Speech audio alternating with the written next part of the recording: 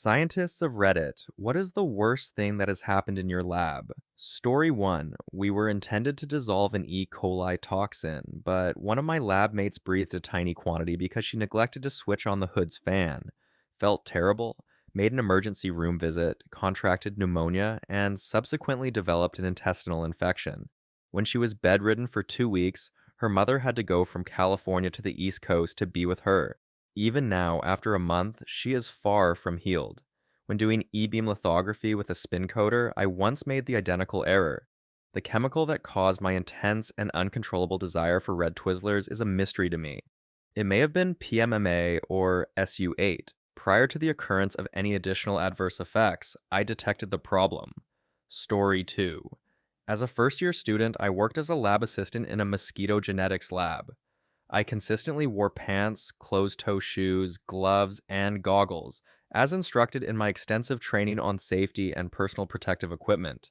However, I found out that no one else cared about wearing PPE, which goes against everything my lecturers had informed me.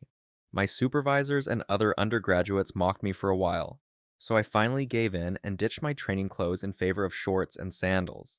Our lab was in the midst of rearranging some glass mosquito cages on that exact day. The bottom came crashing down, sending a swarm of live insects flying over the floor and breaking glass. My feet, too. At this point, I am doing it again with my PPE. Story 3. Smoke and water damage engulfed the entire level of the building after a graduate student accidentally left a hot plate on, destroying the lab of both him and his advisors. Although no one was murdered, the advisor's rare butterfly wing collection went up. He had to give up studying butterfly evolution because of smoking. Rebuilding and getting back on track took around 1 year. I still have the large sign that reads, "Is the hot plate off?" in the lab, which visitors will notice as they leave, from that event 20 years ago. Edit. I completely omitted the fact that the remainder of the building had extensive water damage. Since the afflicted lab was located on the upper floor, the entire department was submerged in water. We were all quiet for a little. There were so many setbacks in getting the labs back up and running that I had to extend my stay in graduate school by 1 more year. Story 4. In my last lab, a very stupid postdoc left an unwashed bottle in the bleach bath for the glassware people to retrieve. Instead of sinking it, she let it float. As soon as the glassware man reached the top, he sank it to clean and rinse it. Unfortunately, when he sank the container into the bleach water, it released chlorine gas because it contained a little amount of HCl. He was discovered unconscious by a staff scientist by the sink. Edit. In response to a few inquiries, the answer is no. He did not die. A trip to campus health, I'm sure. Nevertheless, the people working there are stronger than I am. This story is a scary reminder of how even a small lapse in lab safety can have serious consequences. Mixing hydrochloric acid, HCl, with bleach is textbook chemistry for producing chlorine gas, and not the kind you want near your lungs. The fact that a single bottle, poorly handled, led to someone getting knocked unconscious is frightening, especially in a professional lab environment where people are expected to know better. Story 5. As an undergraduate, I worked with this guy named Gaston in a lab that dealt with food science and microbiology as part of my master's degree, for the simple reason that no one could replicate his level of incompetence, much like the Disney character. It should be noted that the laboratory dealt with Vibrio species, namely Vibrio cholerae and Vibrio vulnificus. You could become severely ill, or perhaps die if you're unaware of these, but you're good to go if you use even a modicum of common sense when dealing with them. Strange as it may seem, the potentially fatal bacterium had no role in any of Gaston's mischief, so here are a few things I've noticed Gaston doing. To disperse germs onto plates, we utilize glass swabs immersed in ethanol. To make sure the spreader is completely sterile before using it on your plates, you should remove it, put it through a Bunsen burner, and allow the ethanol to burn out. Gaston proceeded as planned, but when transferring the spreader to the beaker to be heated, he remembered something and promptly returned the glass rod to the ethanol solution, igniting the beaker. His current supply of flaming alcohol is approximately 500 milliliters. Typically, what would a lab technician do? Allow the flame to extinguish itself due to the lack of oxygen by covering it. But Gaston, no. Gaston made the decision to go barehanded to the sink, pluck it out of the beaker, and then dump it all in. This ruptured the beaker, allowing 500 milliliters of alcohol, rather than merely the beaker's diameter, to react with the flame. As a result, a blazing inferno engulfed the area above the sink, nearly reaching the ceiling. Not to mention that nobody was around when this was happening. He even went so far as to act as if nothing had transpired when the rest of the lab returned from lunch. If there were scorch marks all around the lab, for example, we might not see them. No. Despite suffering a burned hand, Gaston continued on his merry path, oblivious to the peril he had just placed himself in. Story 6. It was week 2 of my PhD program, so my advisor was still keeping a close eye on me to make sure I wasn't doing anything completely wrong in the lab. I was cultivating approximately 10 flasks of RK13 cells that were saturated with viruses in order to create viral stocks. My supervisor said, "Why is there media all over the floor?" after I had transferred some samples from the incubator to the hood. After inspecting each flask in the hood, I find that none of them have leaking lids or puddles within, but there is a single flask with a massive break across its front. I become a little wet at that point. As I glance down, I see that my lab coat is covered in media. Utter nonsense. I may have infected myself during my second bloody week. Thankfully, it hadn't seeped through completely. I had to double layer my lab coat pockets to catch the drips, and my regular clothes remained uncontaminated. One of my former bosses once said, "If you're going to accidentally infect yourself with anything while you're here, the smallpox vaccine probably isn't the worst thing in the world to do it with." Fortunately, I deal with vaccinia virus. Ultimately, it wasn't that bad, but I felt terrible about it while it was happening, and spent 3 weeks checking myself for pustules caused by pox. Story 7, Interim Scientist. A 300-liter batch of cell culture media was being prepared when I accidentally added the wrong solution at the end. I accidentally added a magnesium-based chemical when I was supposed to add a manganese-based one. A high-profile, high-quality study was to make advantage of all the media. They also had to conduct the same experiments in cell molecular biology since they were given some of the same medium. About 2 weeks after our experiment ended, my senior scientist noticed my mistake by comparing the batch and lot numbers of the substances we used. These experiments, keep in mind, can take anything from 4 to 6 weeks to finish. Analytical investigations conducted by a different department yielded unusual results, which we noticed even if my senior scientist missed the mistake. This meant we had to start all over with the experiment, and I had to figure out how to shorten the time it took to complete from 4 to 2 weeks instead of 6 to 8 weeks, since the original schedule had already been pushed back because of my mistake. Considering the number of goods, personnel, and operational expenses, it is likely that recreating this experiment would cost more than $150,000. The entire thing happened because I accidentally added the wrong chemical to a 300-liter solution. And I should mention that this is just one of the chemical that was supposed to be added. Story 8. As a lab manager, how do I even start? For some reason, the most insidious one I've ever seen was someone playing around with a vial of hydrochloric acid and a gigantic funnel on top of a shelf. Unfortunately, one of my coworkers was crushed as the funnel swung around, struck the HCl bottle, and then fell on them. I got to go clothing shopping with her as she gracefully dealt with it and sprinted into the shower. In addition, I witnessed someone getting a simultaneous dose of Trizol and mouse guts to the eye. They were not graceful about it. Someone, not long ago, lit an ethanol beaker on fire and then stood there, confused, staring at the flames. Luckily, I was nearby and redirected the flow of the larger beaker of ethanol to avoid a potential fire. This sounds less like a lab and more like a chaotic episode of Jackass Chemistry Edition. What's terrifying is not just the variety of dangerous incidents you describe, but the sheer frequency. Hydrochloric acid above head level, on a shelf, with a giant funnel like some sort of acid booby trap. That's not just poor planning. That's a lawsuit waiting to happen. The fact that your coworker gracefully sprinted to the shower after getting soaked in acid, that's superhero level composure. Most people would just panic. And then Trizol and mouse guts to the eye? That's a horror movie scene, not a science experiment. Story 9. I was in possession of a syringe with an extremely thick suspension of an unpleasant combination of bacteria. Not harmful, but nonetheless gloopy and stinky. Like a complete moron, I pushed down harder on the plunger in an attempt to force the needle past the blockage. It went boom. I was fortunate enough to be working in a cabinet which prevented any harm to my face. However, the entire cabinet became coated in a horrible mixture of microorganisms. Cleaning everything took me around 45 minutes, and sterilizing the area took even longer. It wasn't too horrible because no one got wounded, but it was messy. It messed up an ongoing experiment. I had to presume it contaminated it, and it was unpleasant to spray all over you. As an additional edit, I should have known better than to grab bottles of crystal violet by their lids. I almost dropped one. There are a lot of colors on my lab coat, and my hands were too, for a time.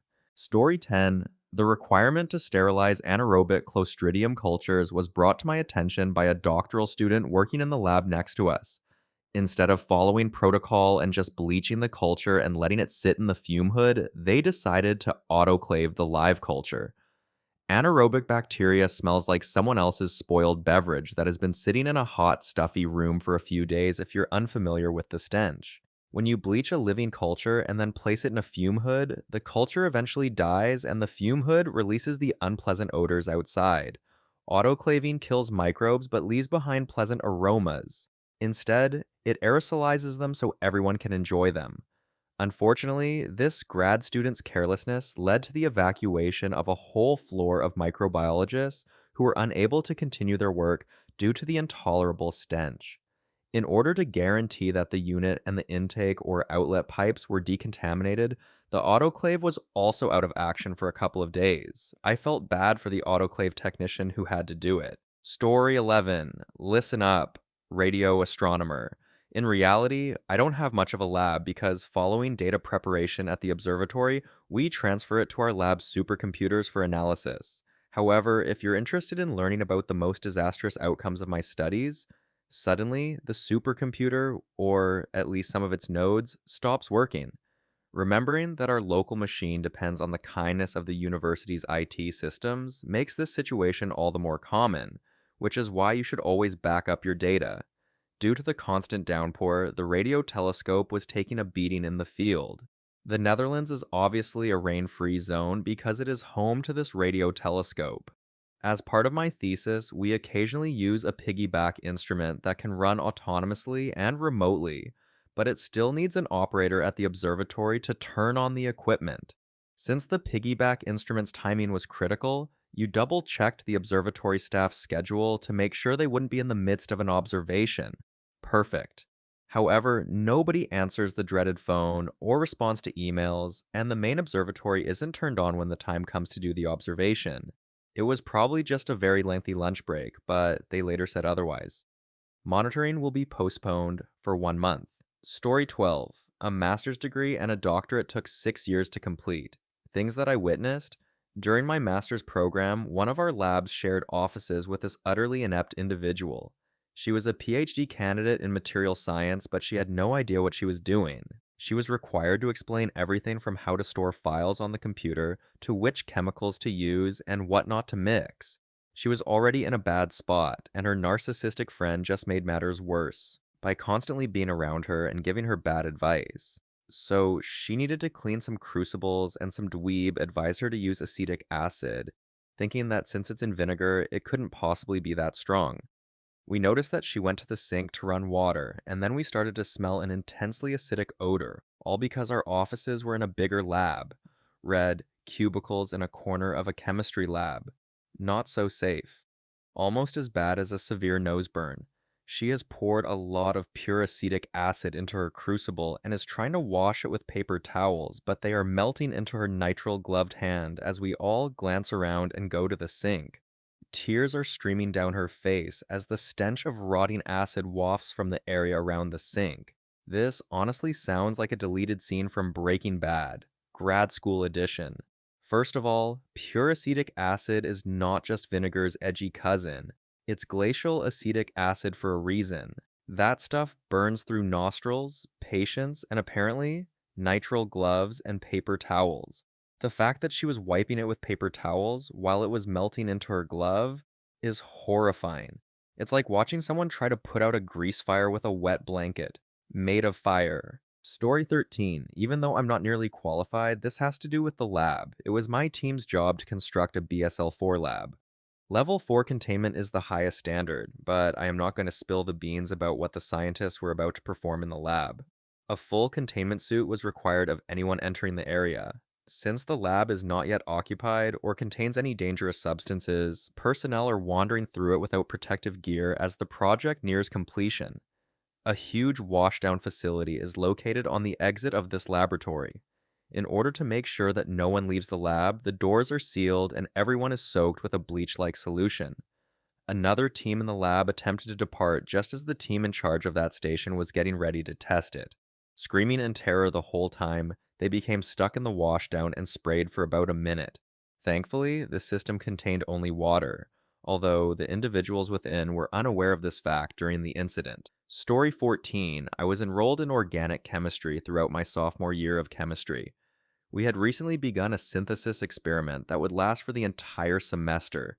A portion of the process involved adding a specific group to melted sodium by whirling it in ethanol. We had previously utilized glacial acetic acid for an unspecified purpose. Unfortunately, prior to adding the sodium, some of the acid had not yet reacted. I don't know whether you're aware of this, but sodium as an element is very reactive. As I delicately swirled the flask containing the ethanol and sodium, a few particles of sodium climbed the glass wall and came across some acetic acid. What sounds like a loud pop when sodium is added to water is actually noise. The pop is higher when sodium is added to hot water. Boom, sodium in acid. Glacial acetic acid contains sodium, which is quite explosive. A 6-inch flame erupted from the flask's opening, and I nearly passed out from the deafening boom.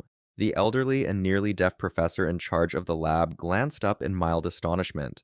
He retired that year. In response, the professor in the adjacent lab sprinted over to investigate. I felt really fortunate. The flask would have broken and my hand would have been hurt if the acidity or sodium had been higher. We continued with the experiment nevertheless since it yielded no useful results. We were able to synthesize ethyl cinnamate in the end. Story 15. My laptop, whether at work or at home, is where I do the most of my work as an astronomer. One morning, while seeing a faraway galaxy with a rather powerful radio telescope, I made my biggest mistake.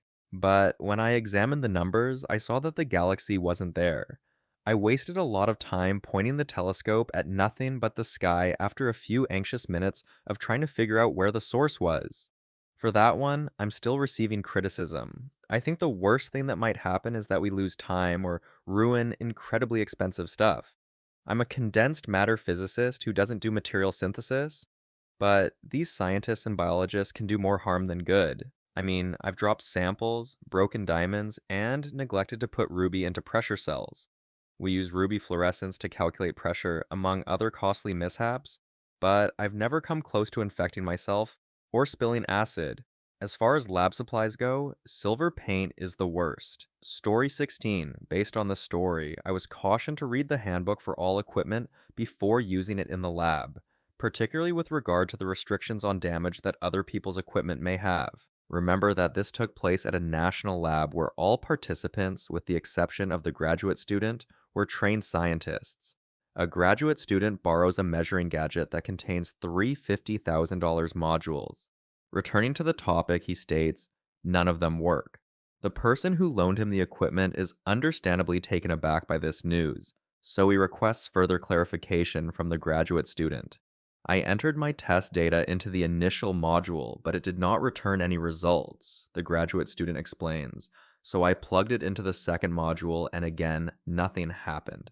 Wait a second, steps in the owner of the machinery. Did you stop to think that maybe the power level was too high and you blew up the first module? Graduating students gradually come to terms with the underlying issue. I did not, they reply. And I'm assuming you plugged in the third module before coming to me, remarks the equipment owner who has come to terms with the limitless foolishness of graduate students. I did, the graduate student responds with a hint of depression. In a span of minutes, this graduate student trashed around $150,000 worth of borrowed equipment in case anyone was wondering. Story 17, I worked as a lab assistant in a college organic chemistry class. I'm not sure if it counts, but I'm going to include it anyway. I have a handful of these. In one experiment, we distilled 200 milliliters of Jack Daniel's whiskey to get alcohol. It was the brilliant idea of one of the students in the class to consume the finished product. His stomach had to be inflated when he was brought to the hospital. As part of a lab that involved heating a significant amount of acid, one girl, who wasn't exactly the brightest crayon in the box, was collaborating with her lab partner, who knew very little English. It is understood by all chemists that acid is best added to water, not the other way around. Evidently, neither of these people knew this. The acid and water were combined in a beaker set over an open flame.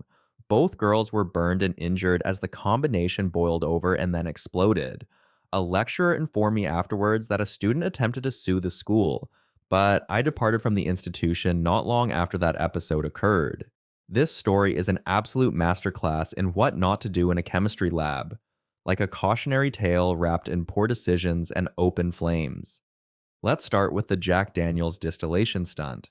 It's organic chem, not a frat party.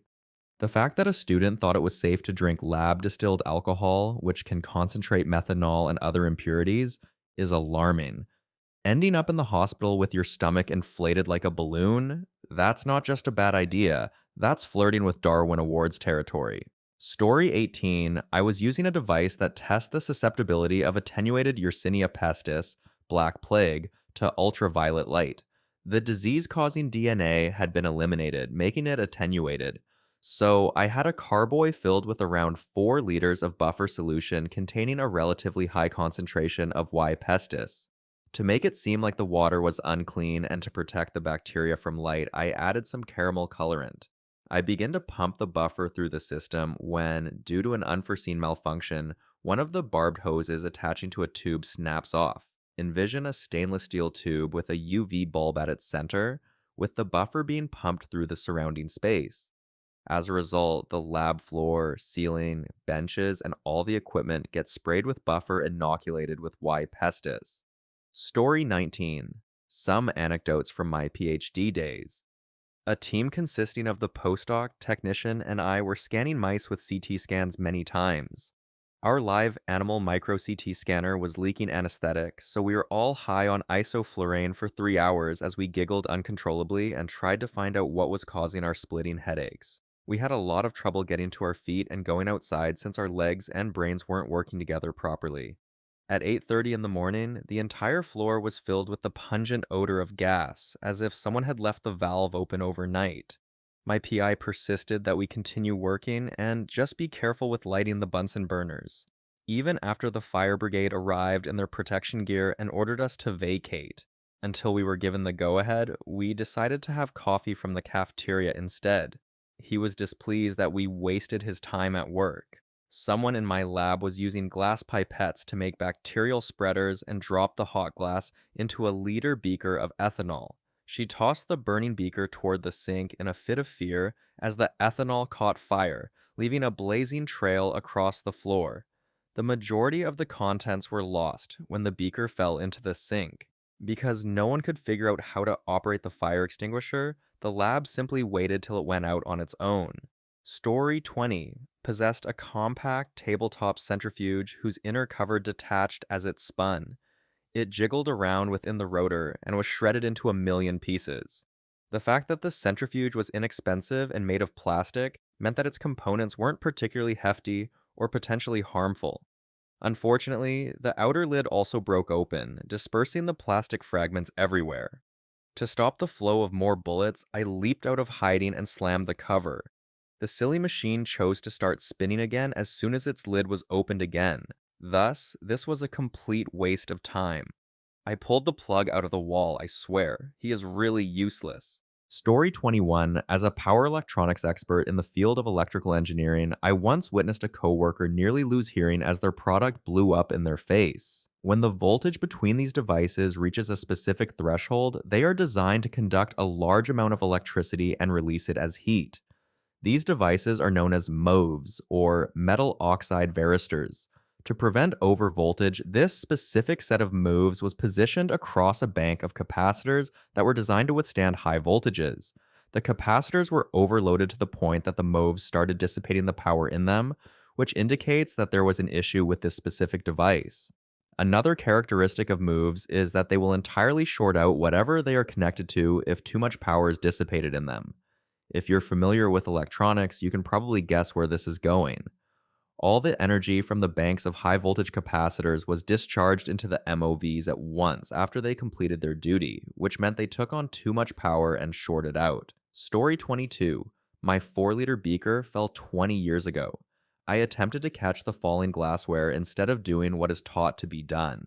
Upon impact with the bench, the beaker fractured as my palm passed through it. I lost part of my right middle finger as a result. We had to keep it open and covered for weeks until the tissue scarred over because there wasn't enough skin to sew. We went to the emergency room though. The big keloid scar that has formed on that finger serves as a constant reminder to exercise caution. As the new lab safety officer, I look at it as a model for how things should be done in the lab. This one hits hard, not just because of the injury, but because of the lesson burned into flesh. It's something every lab tech and student hears 1,000 times. Don't try to catch falling glass. But in the moment, instinct takes over. You reach out, trying to save the beaker, and sometimes you pay the price. Losing part of your finger, especially doing something so reflexive, must have been a horrifying and surreal moment. And then to go through weeks of healing. Open wound, no stitches, just raw tissue waiting to scar. That's brutal, physically and mentally. Story 23. Angry, I lit the table on fire. After soaking all of the tools in EDOH and completing the day's dissection of a human brain, one of the forceps got too much ethanol lodged in the opening, causing a fiery drop to land in a pool of further ethanol. In an instant, the whole table, which was coated in plastic for convenience in disposal and biohazardous waste precautions, went up in flames. I used a spray bottle to finally put it out. The material was already returned to storage, so there was no long-term harm, but for a week, the entire lab had the distinct odor of a campfire. Story 24, given by my chemistry teacher in high school, chemistry piqued his curiosity. He and his pals would spend lunchtime in the lab. His outstanding performance in chemistry class earned him unsupervised lunchtime access to the chemical storage cupboard. He would spend his free time experimenting with various substances to see what fascinating reactions he could bring about. He used to record the compounds he would present to the teacher daily after lunch. Every day during lunch, he would routinely hand in his formulas and a list of compounds to his teacher, until the day the chemistry professor finally asked, "What were your plans for the remaining chemicals?" My current chemistry instructor came back to me with, "Oh, I poured them down the sink."